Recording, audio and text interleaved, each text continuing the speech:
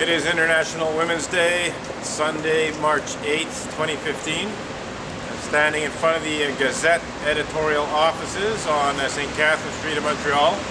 Just doing a little impromptu protest about the fact that the Gazette's justice reporter, Sue Montgomery, who is a member, or at least was a member of the Unitarian Church of Montreal, is unfortunately complicit in Unitarian Universalist cover-up and denial of clergy sexual misconduct, including what Stikeman Elliott, barrister, solicitors, litigation lawyer, Maitre Marc-Andre Coulombe describes as such despicable crimes as pedophilia and rape.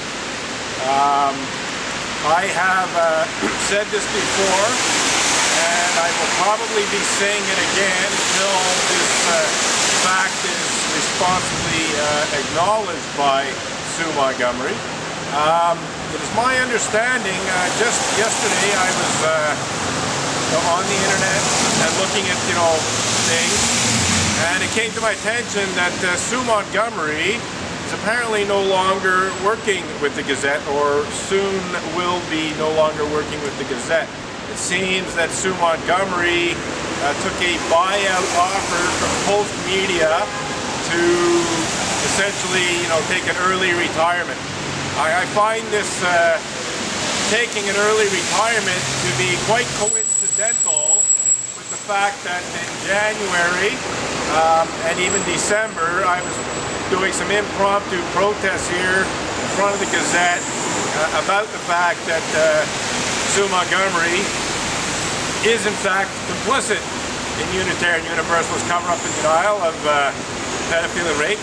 Sue Montgomery knows very well that Stikeman Elliott, barrister, solicitors, litigation lawyer, Maitre Marc-Andre Coulombe, falsely accused of the archaic crime of blasphemous libel in an effort to intimidate me into removing blog posts about Unitarian Universalist pedophiles and rapists.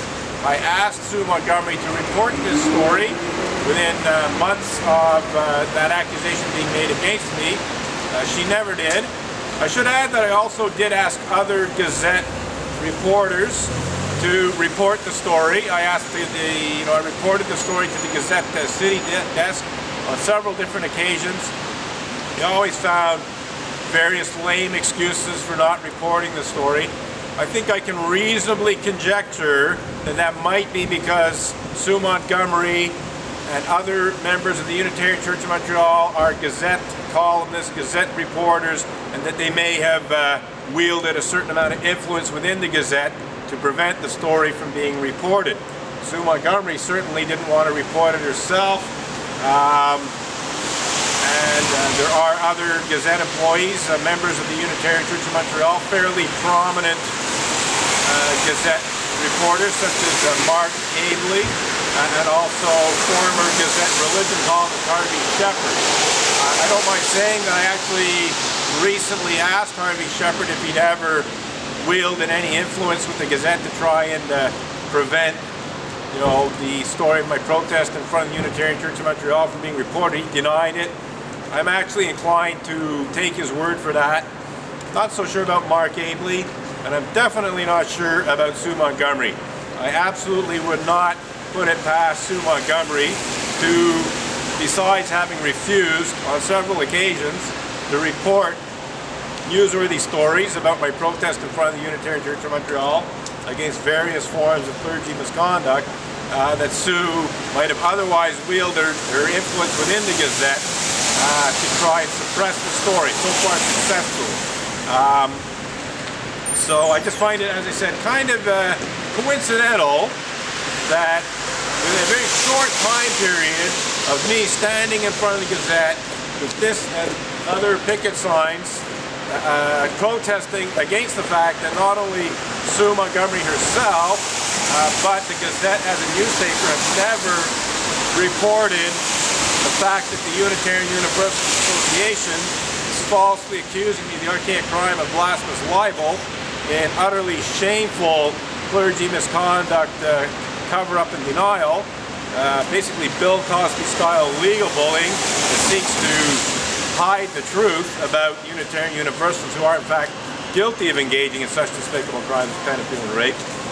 But I should add that speaking of Bill Cosby-style legal bullying, Sue Montgomery herself, in the wake of me displaying this picket sign, and in the wake of me making some very truthful comments about her on the internet, in blog posts and Twitter tweets and so on, actually hired the Montreal media lawyer from Gowlings, Henderson Lafleur to be more precise, Mark Banty, to have me served with a cease and desist demand letter demanding that I take down videos that actually provide evidence to the effect that Sue never reported the stories I asked her to report, claiming that I was libeling Sue and so on. This was on December 4th when I was served the letter. I challenged that letter in my response to it. I said, as far as I'm concerned, I'm not libeling or slandering Sue at all. I'm telling the truth about her. I have evidence supporting what I'm saying about her.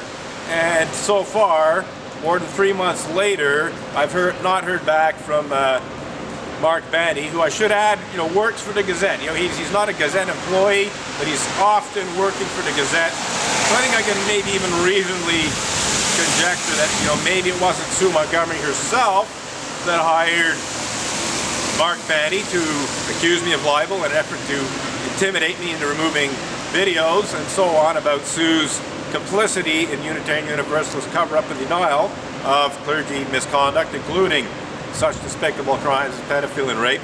I think it's quite possible that the Gazette as a newspaper, the Gazette as an institution, the Gazette as a business fully supported that, possibly even paid the bills, assuming there were some bills to pay, assuming that Mark Banty did not do this on a pro bono basis.